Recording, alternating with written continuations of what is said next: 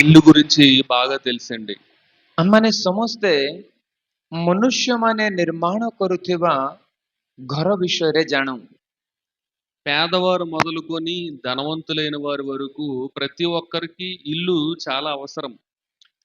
ଜଣେ ଗରିବ ଲୋକଠାରୁ ଆରମ୍ଭ କରି ଧନୀ ଲୋକ ପର୍ଯ୍ୟନ୍ତ ସମସ୍ତଙ୍କୁ ଘର ନିତାନ୍ତ ଆବଶ୍ୟକ। మరి మనుషులు కట్టుకున్నటువంటి ఇల్లు వారు ఉన్నటువంటి ఆర్థిక పరిస్థితి మీద ఆధారపడి ఉంటుంది. ଆଉ ମନୁଷ୍ୟମାନେ ନିର୍ମାଣ କରୁଥିବା ବାସଗୃହ ସେମାନଙ୍କ ଆର୍ଥିକ ଅବସ୍ଥା ଉପରେ ନିର୍ଭର କରି ସେମାନେ ନିର୍ମାଣ କରନ୍ତି। కొంతమంది పెద్ద పెద్ద బంగ్లాలు కట్టుకుంటారు. କେତେକ ବଡ଼ ବଡ଼ ବଙ୍ଗଳା ନିର୍ମାଣ କରନ୍ତି। కొంతమంది పూరి పూరి గుడిసెలు కట్టుకుంటారు. ଆଉ କେତେକ ଅର୍ଥର ଅଭାବ ହେତୁ ଚାଳ ଛପର ଘର ସେମାନେ ନିର୍ମାଣ କରନ୍ତି। కొంతమంది రేకు షెడ్లని, పెంకుటిల్లులని, స్లాబ్ ఇల్లులని కట్టుకుంటారు. ଆଉ କେତେକ ଲୋକ ଟିଣ ଘର ନାଇଁ କହିଲେ ବିଭିନ୍ନ ପ୍ରକାରର ଘର ତିଆରି କରିବାର ଆମମାନେ ଦେଖୁଅଛୁ। ఇలా మనుషులందరూ కట్టుకుంటున్న ఇల్లు గురించి మనందరికీ చాలా బాగా తెలుసు. ଏହି ପ୍ରକାରରେ ମନୁଷ୍ୟମାନେ ନିର୍ମାଣ କରୁଥିବା ବାସଗୃହ ବିଷୟରେ ଆମେ ସମସ୍ତେ ଅତି ଭଲ ଭାବରେ ଜାଣୁ। మరి దేవుడు కట్టిన ఇల్లు గురించి ఎవరికైనా తెలుసా? ତାହେଲେ ଈଶ୍ୱର ନିର୍ମାଣ କରିଥିବା ଗୋଟେ ବାସଗୃହ ବିଷୟରେ କେହି ହେଲେ ଜାଣନ୍ତି କି? మరి ఆయన ఏ ఇల్లు కట్టుకుంటున్నాడో మనం బైబిల్ గ్రంథంలో చూడగలిగితే, ଆଉ ସେ କେଉଁ ପ୍ରକାର ଗୃହ ନିର୍ମାଣ କରୁଅଛନ୍ତି ଆମେ ବାଇବଲ ଗ୍ରନ୍ଥରେ ଦେଖିପାରିଲେ కీర్తనల గ్రంథము ଗୀତ ସଂହିତା 127వ అధ్యాయము 127 ଅଧ୍ୟାୟ మొదటి వచనం నుంచి, ପ୍ରଥମ ପଦରୁ ଆମମାନେ ପଢିବା। యెహోవా ఇల్లు కట్టించని ఎడల ସଦାପ୍ରଭୁ ଯେବେ ଗୃହ ନିର୍ମାଣ ନ କରନ୍ତି దాని కట్టువారి ప్రయాసము వ్యర్థమే. ତେବେ ନିର୍ମାଣକାରୀମାନେ ବ୍ୟର୍ଥରେ ପରିଶ୍ରମ କରନ୍ତି। ఇక్కడ యెహోవా ఇల్లు కట్టించని ఎడల అంటున్నాడు. ଏଠାରେ କହୁଅଛନ୍ତି ସଦାପ୍ରଭୁ ଯେବେ ଗୃହ ନିର୍ମାଣ ନ କରନ୍ତି। మరి దేవుడు కూడా ఇంటిని నిర్మిస్తాడా? ତାହେଲେ ସଦାପ୍ରଭୁ ମଧ୍ୟ କଣ ଗୃହ ନିର୍ମାଣ କରନ୍ତି କି? ఈ మాట చదివి చాలా మంది మనుషులు కట్టుకున్న లాంటి ఇంటిని గురించి అపార్థం చేసుకుంటారు ఈ మాటల్ని.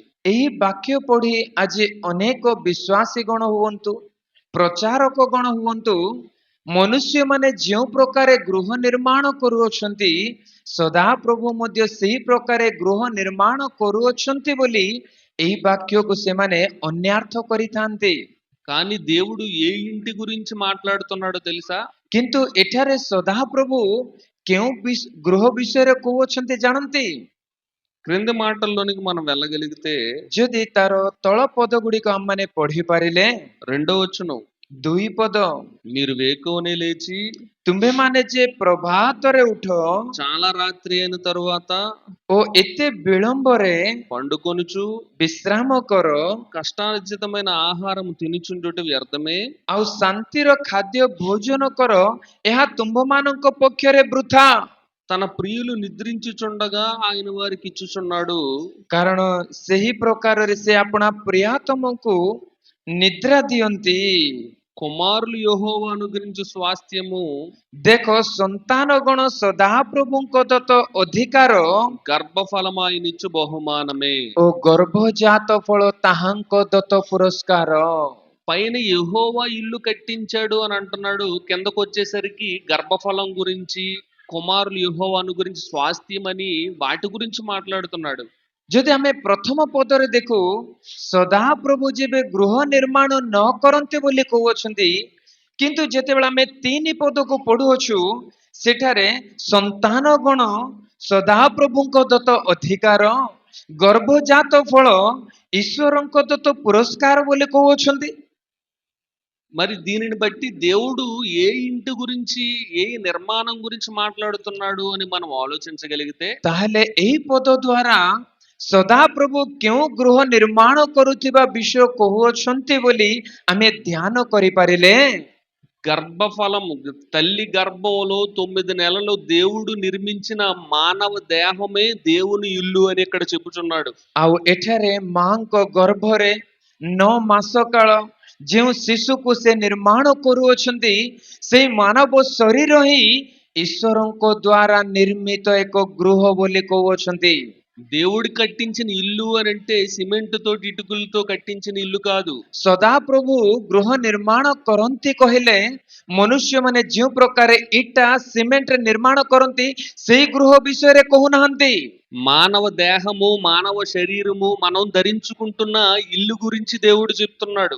ମାନବ ଶରୀର ମାନବର ଏଇ ଦେହ ଯାହା ଆଜି ଆମମାନେ ଧାରଣ କରିଅଛୁ ସେହି ଶରୀର ବିଷୟରେ ସେ କହୁଅଛନ୍ତି। ఎవరైనా భూ సంబంధంగా ఇంటిని నిర్మించాలంటే ప్రారంభంలో ఏం చేస్తారండి? ଥରେ ଯଦି ଆମମାନେ ଚିନ୍ତା କରୁ ଏଇ ଜଗତରେ ମନୁଷ୍ୟମାନେ ଗୃହ ନିର୍ମାଣ କରିବା ନିମନ୍ତେ ଆରମ୍ଭରେ କଣ କରନ୍ତି?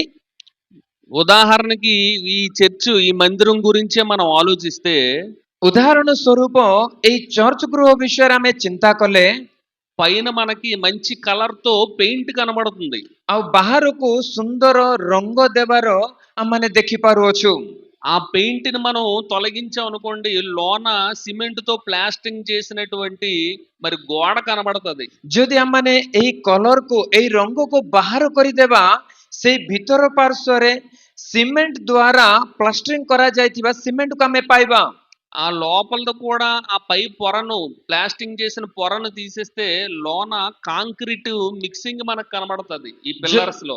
ଯଦି ଆମ୍ଭେମାନେ ସେଇ ସିମେଣ୍ଟର ସେ ପ୍ଲାଷ୍ଟରିଂକୁ ବାହାର କରିଦେବା ତାର ପଛରେ କଂକ୍ରିଟ ଦ୍ୱାରା ନିର୍ମାଣ କରାଯାଇଥିବା ପିଲର ଗୁଡ଼ିକ ଆମେ ଦେଖିବାକୁ ପାଇବା।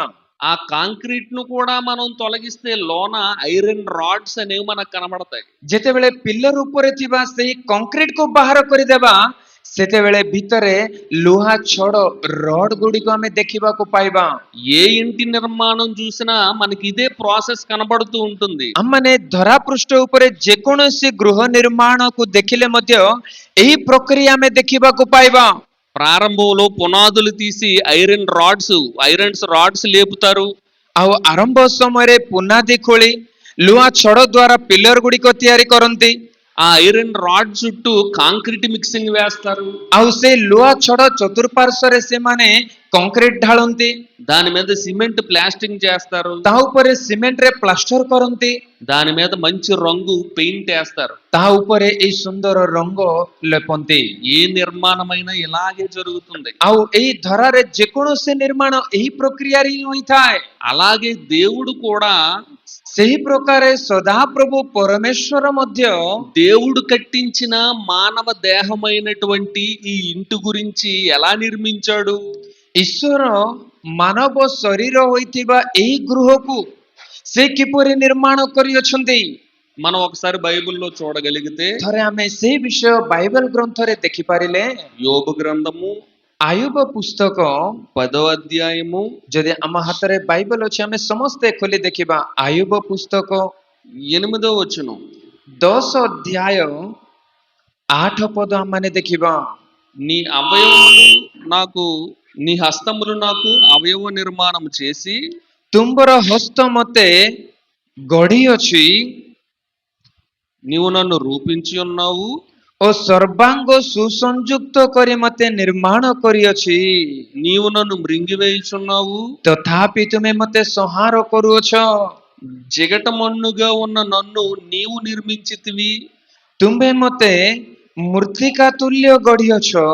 11వ వచనాన్ని మనం చూడగలిగితే ଯଦି 11 ପଦକୁ ଆମମାନେ ବାଇବେଲରେ ଦେଖିପାରିବା చర్మముతోను ତୁମ୍ଭେ ମତେ ଚର୍ମ మాంసముతోను ଓ ମାଂସରେ నీవు నన్ను కప్పితివి.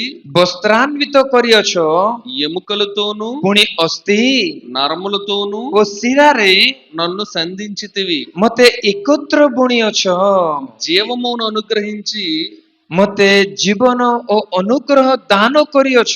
నా ఎడల కృప చూపితివి. ଓ ତୁମ୍ଭେ ମତେ ତତ୍ତ୍ୱବଧାରଣ କରୁଅଛ। నీ సంరక్షణ చేత నా ఆత్మను కాపాడితివి. ଓ ତୁମର ତତ୍ତ୍ୱବଧାରଣରେ ମୋର ଆତ୍ମାକୁ ରକ୍ଷା କରିଅଛ।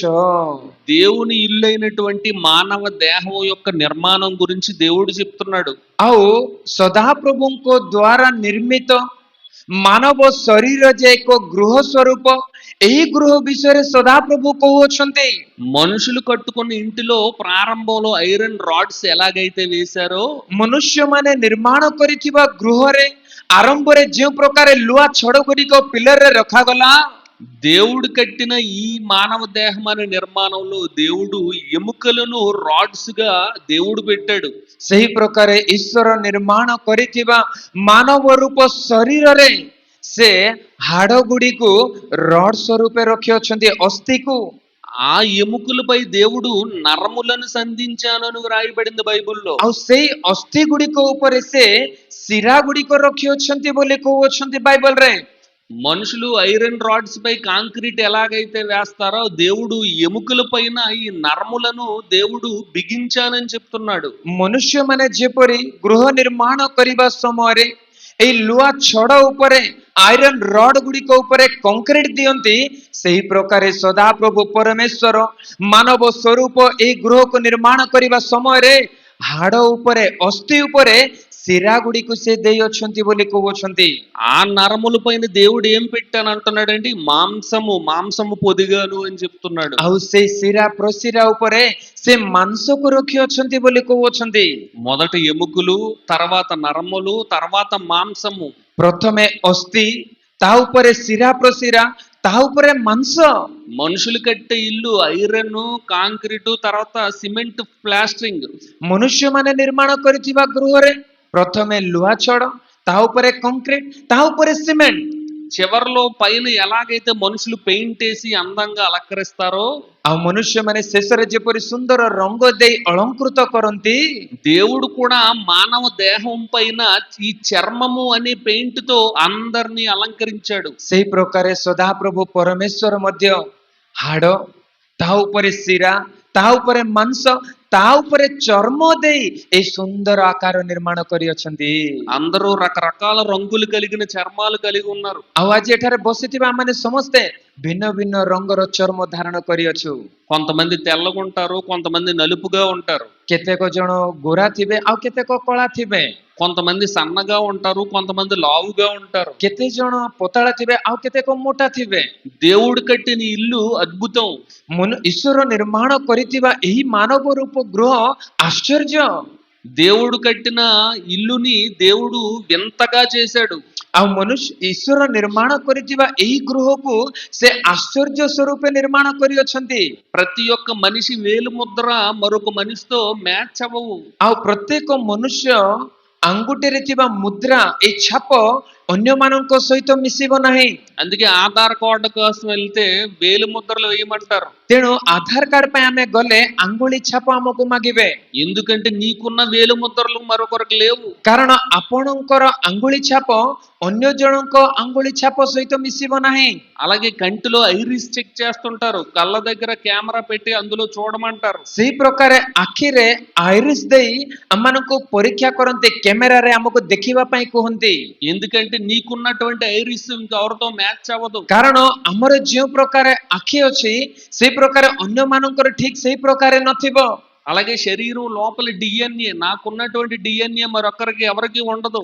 ସେଇ ପ୍ରକାର ପ୍ରତ୍ୟେକଙ୍କ ଶରୀରରେ ଥିବା DNA ଭିନ୍ନ ଭିନ୍ନ ଅଟେ, ସମସ୍ତଙ୍କର ସମାନ ନୁହେଁ।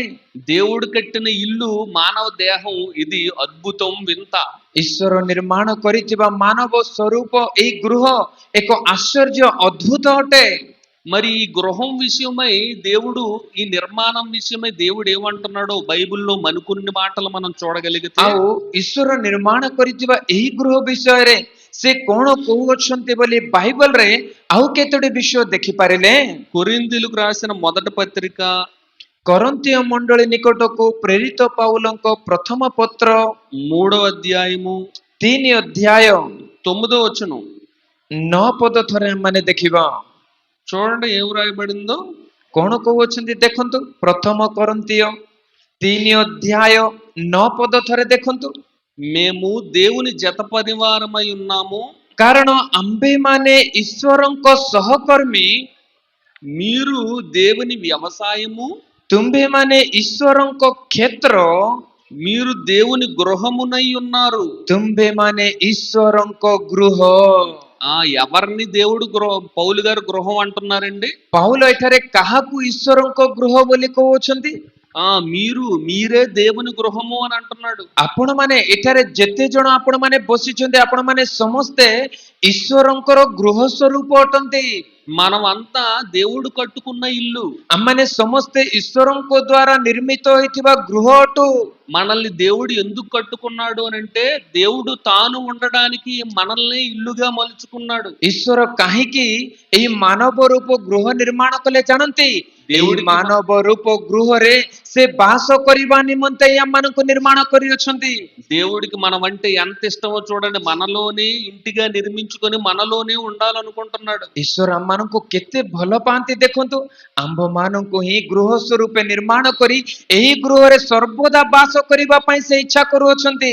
మనమే దేవుని గృహం, ଆମ୍ଭେମାନେ ଈଶ୍ୱରଙ୍କ ଗୃହ ଅଟୁ, మనమే ఆయన ఇల్లు। ଆମ୍ଭେମାନେ ତାଙ୍କର ବାସଗୃହ ଅଟୁ। మరి ఆయన ఇంటిని మనం ఎలా చూడాలి, ఎలా ఉంచాలి? ତାହେଲେ ଈଶ୍ୱରଙ୍କ ଦ୍ୱାରା ନିର୍ମିତ ଗୃହ ଯେ ଆମ୍ଭେମାନେ ଏହି ଗୃହରେ ଯେ ସେ ବାସ କରୁଅଛନ୍ତି, ଏହି ଗୃହକୁ ଆମମାନେ କିପରି ରଖିବା ଉଚିତ? ఎలా ఉంచాలో అదే అధ్యాయం 16-17 వచనాల్లో చెప్తున్నాడు చూడండి. ଆଉ ସେହି ପ୍ରଥମ କରନ୍ତୀୟ 3 ଅଧ୍ୟାୟ 16-17 ପଦରେ କହୁଅଛନ୍ତି, ତାହାଙ୍କ ଦ୍ୱାରା ନିର୍ମିତ ହୋଇଥିବା ଗୃହ ଯେ ଆମ୍ଭେମାନେ ଏହି ଗୃହରେ ଯେ ସେ ବାସ କରୁଅଛନ୍ତି, ଏହି ଗୃହକୁ ସେ କେଉଁ ପ୍ରକାର ରଖିବା ପାଇଁ ଆଜି ଆମମାନଙ୍କୁ କହୁଅଛନ୍ତି। ଥରେ 16 ପଦ 17 ପଦ ଥରେ ଦେଖନ୍ତୁ। మీరు దేవుని ఆలయమై ఉన్నారనియు, ତୁମ୍ଭେମାନେ କି ଜାଣ ନାହିଁ ଯେ ତୁମ୍ଭେମାନେ ଈଶ୍ୱରଙ୍କ ମନ୍ଦିର, దేవుని ఆత్మ మీలో నివసించుచున్నాడనియు మీరు ఎరుగరా? ଆଉ ଈଶ୍ୱରଙ୍କ ଆତ୍ମା ତୁମ ଅନ୍ତରରେ ବାସ କରନ୍ତି, ଏହା କି ତୁମେ ଜାଣ ନାହିଁ? మనము దేవుని ఆలయం, మనమే దేవుని ఇల్లు। ଆମ୍ଭେମାନେ ଈଶ୍ୱରଙ୍କ ମନ୍ଦିର, ଆମ୍ଭେମାନେ ଈଶ୍ୱରଙ୍କ ଗୃହ ଅଟୁ। దేవుడు ఆత్మగా, దేవుడు మనలోనే నివాసం ఉంటున్నాడు। ଆଉ ଆତ୍ମା ସ୍ୱରୂପ ଈଶ୍ୱର ଯେ ଆମ୍ଭେମାନେ ତାହାଙ୍କ ଗୃହ ସ୍ୱରୂପ ଅଟୁ, ଏହି ଗୃହରେ ସେ ବାସ କରୁଅଛନ୍ତି, ଏହା କି ତୁମେ ଜାଣ ନାହିଁ ବୋଲି ପ୍ରଶ୍ନ କରୁଅଛନ୍ତି। ఎవడైనను దేవుని ఆలయమును పాడు చేసిన ఎడల, 17 ପଦରେ କହୁଅଛନ୍ତି, ଯଦି କୌଣସି ଲୋକ ଈଶ୍ୱରଙ୍କ ମନ୍ଦିରକୁ ନଷ୍ଟ କରେ, దేవుడు వానిని పాడు చేయును। ତେବେ ଈଶ୍ୱର ତାକୁ ନଷ୍ଟ କରିବେ। ఇలాంటి దేవుని ఇల్లుని ఎవరు పాడు చేయకూడదంట। ଆଉ ଈଶ୍ୱର ନିର୍ମାଣ କରିଥିବା ଏହି గృహକୁ କେହି ନଷ୍ଟ ନ କରୁ। దేవుని ఆలయము పరిశుద్ధమై ఉన్నది, କାରଣ ଈଶ୍ୱରଙ୍କ ମନ୍ଦିର ପବିତ୍ର, మీరు ఆ ఆలయమై ఉన్నారు। ସେହି ମନ୍ଦିର ତୁମ୍ଭେମାନେ ଅଟ।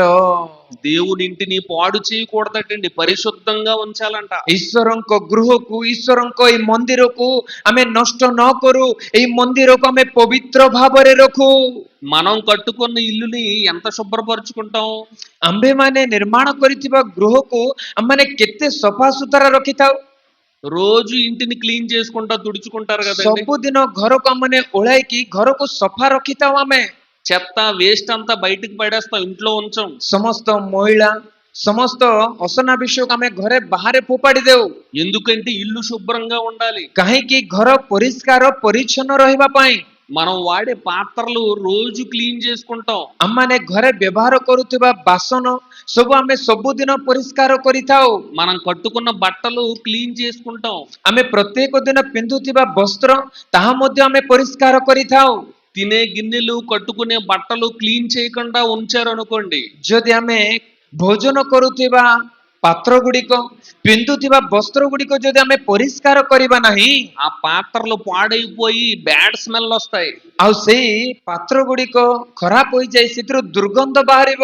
బట్టలు చెమటతో నిండిపోయి మాసిపోయి కంపు కొడతాయి। ବସ୍ତ୍ର ଗୁଡ଼ିକ ଝାଳରେ ତିନ୍ତି ଯାଇ ସେଥିରୁ ମଧ୍ୟ ଦୁର୍ଗନ୍ଧ ବାହାରିବ। ఈ చెడు వాసన కోసం పురుగులు, పుట్ర అన్ని లోపలికి చేరుతాయి। ଆଉ ଏଇ ଦୁର୍ଗନ୍ଧ ହେଲେ ସମସ୍ତ ପ୍ରକାରର ଛୋଟ ଛୋଟ କୀଟ ଯାକ ମଧ୍ୟ ଆମ ଶରୀରର ବସ୍ତ୍ରରେ ସେମାନେ ରହିବେ। ఇల్లంతా పాడైపోద్ది, ସମସ୍ତ ଘର ନଷ୍ଟ ହେଇଯିବ, ఇల్లంతా కంపు కొడతది। ସାରା ଘର ଦୁର୍ଗନ୍ଧ ହେବ।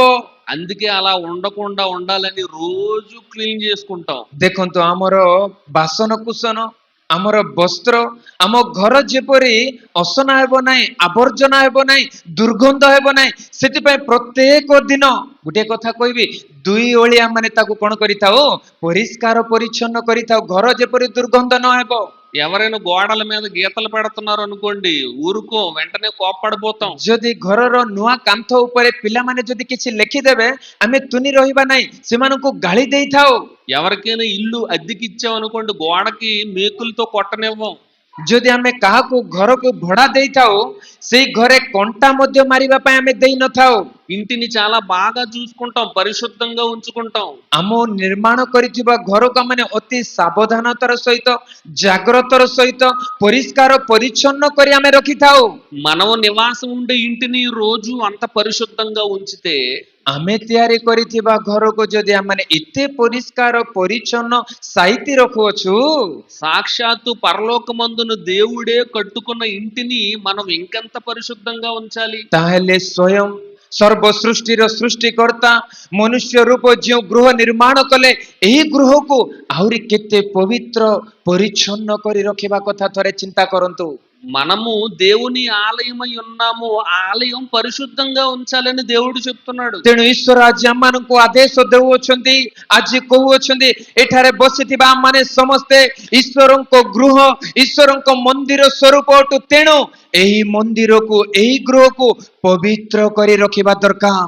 దేవుని ఆలయాన్ని పాడు చేస్తే దేవుడు వారిని పాడు చేస్తానంటున్నాడు. ଯଦି ଆମମାନେ ଏହି ଶରୀରକୁ ପବିତ୍ର କରି ରଖିବା ନାହିଁ, ଏହାକୁ ପରିଷ୍କାର କରି ରଖିବା ନାହିଁ, ଯଦି ଏହାକୁ ଆମେ ନଷ୍ଟ କରିଦେବା, ସେ କହୁଅଛନ୍ତି ଯେଉଁମାନେ ଏହି ମନ୍ଦିରକୁ ନଷ୍ଟ କରିବେ, ମୁଁ ସେମାନଙ୍କୁ ନଷ୍ଟ କରିବି ବୋଲି କହୁଅଛନ୍ତି।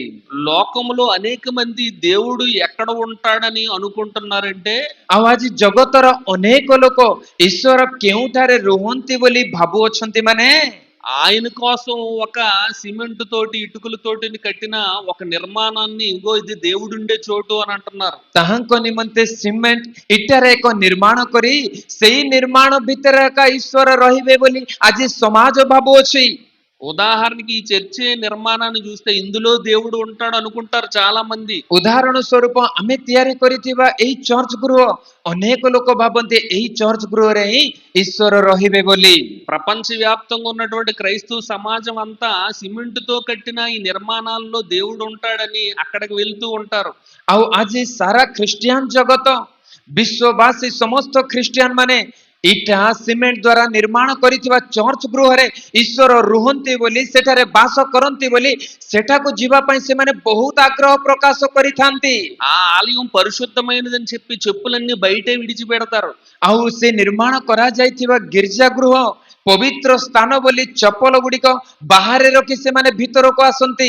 ప్రతి వారం శుభ్రంగా కడిగి క్లీన్ చేస్తూ ఉంటారు. ପ୍ରତ୍ୟେକ ସପ୍ତାହରେ ତାକୁ ଧୋଇକି ପରିଷ୍କାର କରିଥାନ୍ତି। ఎందుకంటే ఇది దేవుడు ఉండే చోటని అందరూ నమ్ముతున్నారు కాబట్టి. କାରଣ ସମସ୍ତଙ୍କର ବିଶ୍ୱାସ ଭାବନା କଣ ଜାଣନ୍ତି, ଈଶ୍ୱର ଏଠାରେ ବାସ କରନ୍ତି ବୋଲି। కానీ నిజంగా దేవుడు ఇలాంటి గోడలతో కట్టిన వాటిల్లో దేవుడు ఉంటాడా? ବାସ୍ତବରେ ଥରେ ଚିନ୍ତା କରି ଦେଖନ୍ତୁ, ମନୁଷ୍ୟ ଦ୍ୱାରା ଇଟା ସିମେଣ୍ଟରେ ନିର୍ମାଣ ହୋଇଥିବା ଏହି ଗୃହରେ ସେ ବାସ କରିବେ? అపోస్తుల కార్యములు 7వ అధ్యాయంలో దేవుడు తన మనసులో ఉన్న మాటలు తెలియపరుస్తున్నాడు. ପ୍ରେରିତ ପୁସ୍ତକ 7 ଅଧ୍ୟାୟରେ ଈଶ୍ୱର ଆପଣା ମନର କଥା ପ୍ରକାଶ କରୁଅଛନ୍ତି। అపోస్తుల కార్యములు 7వ అధ్యాయం 50వ వచనం. ପ୍ରକାଶିତ ବାକ୍ୟ 7 ଅଧ୍ୟାୟ 50 ପଦ ଥରେ ଦେଖନ୍ତୁ, ବାଇବେଲ ଦେଖନ୍ତୁ। దేవుడు చెప్తున్నాడు సొలొమోను గారితో, ଏଠାରେ ସଦାପ୍ରଭୁ ପରମେଶ୍ୱର ସୋଲୋମନଙ୍କୁ କହୁଅଛନ୍ତି, ఆకాశము నా సింహాసనము, భూమి నా పాదపీఠము, ଆକାଶ ଆମ୍ବର ସିଂହାସନ, ପୃଥିବୀ ଆମର ପାଦପୀଠ। మీరు నా కోసం ఎలాంటి మందిరము కట్టుదురు?